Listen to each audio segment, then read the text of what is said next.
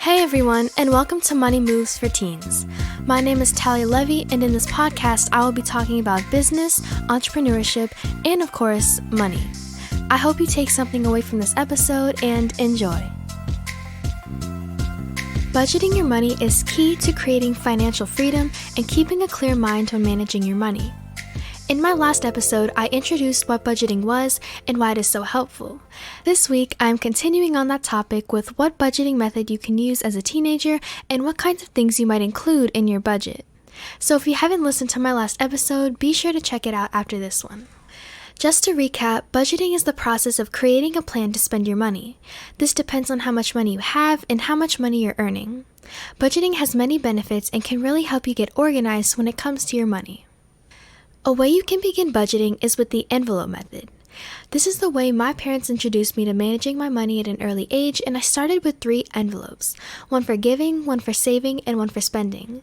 This is a very basic way to divide the categories, but it's still a great starting point. Whatever money I made, it would go into one of the 3 places. The way I was taught to divide it up is 10% into giving, 10% into saving, and the rest into spending. Those amounts have changed over the years, but the point is you're giving your money a place to go. This is a great way to start because the way you divide up your money is very flexible and it makes it clear what money goes where. If you felt tempted before to put money from your savings into your spending category, the envelopes really help differentiate the two. If you still lack self-control when it comes to moving money around, even with this method, give your envelopes to your parents so you won't be able to move money around when you do feel tempted. The only downside to this is only physical cash would go into these envelopes, so if you're getting paid online the majority of the time, this method won't work for you. You can duplicate these envelopes on a spreadsheet in Excel and calculate the amounts on there, but if you have the option for cash and want to try this way of budgeting, choose the cash option. The flexibility of using envelopes is very beneficial, as I mentioned before. If you want to save more of your money, you can make your savings envelope 20, 30, 40% of your income. Whatever makes sense for you, adjust your envelopes accordingly. If your way of donating money during the holiday season means doubling the percentage you put in the giving envelope, go for it. And when you go out with friends, you may take only your spending envelope, so you're making sure you're sticking with your budget. There are many different ways these can be used. The way you can start is by tracking your current spending for a month to figure out how much money you spend regularly and what on. Next, decide from there how you want to divide up your envelopes and their percentages. Then keep making money to fill the envelopes. This is a great way to start budgeting as a teenager when we don't have many expenses to worry about but still want some structure as to how we manage the money we make. Now I'm going to briefly talk about 3 popular ways adults budget their money. The first thing that might come to mind when an adult hears budget is the traditional budget. For this, you list your income or how much money you're making, your expenses, everything you have to pay for, and then what you have left over. Once that's established, you can set goals for how much you want to spend in different categories like groceries, eating out, and entertainment. You can also account for your savings such as an emergency fund, your long-term investments, or short-term savings goals like tickets to a concert or paying for a birthday party. This is a great way to budget for people that like detail and are particular about where each dollar is going. When you do have to start looking at all these expenses, the website You Need a Budget is a great place to keep a traditional budget like this. The next popular way is to have a proportional budget. This is purely based off dividing by percentages, something you can gain experience with using the envelope method. The 50-30-20 budget is popular and it breaks it down into needs, wants, and savings. 50% goes into needs like a mortgage, 30% goes to your wants such as a vacation, and 20% is for savings, which covers a wide range from retirement to investing. This is not as detailed as a traditional budget, but there is still structure with this. The next popular way is similar to the one I just mentioned, and it's doing an 80-20 split with your money. 80% goes into spending and 20% is for savings. This is for the people that don't want too many rules and guidelines in their budget, and once their savings are out of the way, they can spend it on whatever they need and want. Those 3 ways are well known and are definitely options for the future when we have to pay for more things on a regular basis. There are also many budgeting tools and apps that can help you later with this task. The first thing you can begin to account for in your budget as a teen is your spending. Like I mentioned before, track your spending for about a month to figure out what categories you need. Maybe you buy fast food on a regular basis or do online shopping frequently.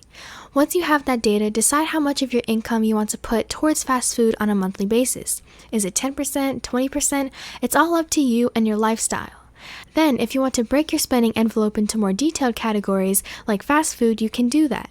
Or you can have one envelope for all spending. The main thing you need to do for this is decide the percentage split, then hold yourself to the budget by only spending money that's in this envelope. Next, you can make an envelope for your short-term savings.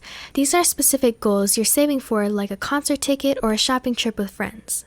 Again, you are putting a certain percentage each week or month towards this goal in your envelope so you have enough money in the end for your purchase. I recommend creating different envelopes for each goal you make. The next category you can dedicate an envelope to is your long-term savings. There are lots of examples that go under this category, and you may start with one or two, then add more in the future. Depending on your age and how much money you're making, a long-term savings goal for you could be saving for a car or college. You may even just be saving to have lifestyle money when you get to college and you aren't planning on working. The point is, this is money that you aren't planning on touching in the next couple months. And even as a teenager, saving for retirement and investing shouldn't be ruled out as options. The earlier you can start saving for those things, the better, because in most cases, your money grows over time. So if you've been putting money into stocks since you were 15 instead of starting at 25, you have 10 extra years of growth. Those plans will require more conversation with parents, but don't rule them out just because they sound like adult things. I plan on talking about all the different ways you can start saving your money for the long term in another episode. Also, when it comes to longer-term savings, you may decide you don't want to store this money in an envelope, and that is fine. Ask your parents what the best solution is for that when it comes to setting up accounts. I can also cover options for that in another episode if you don't know where to start. So to start, just figure out how much you want to put in savings for the long term. I started with 10%. Lastly, you can dedicate some money you make into a giving category.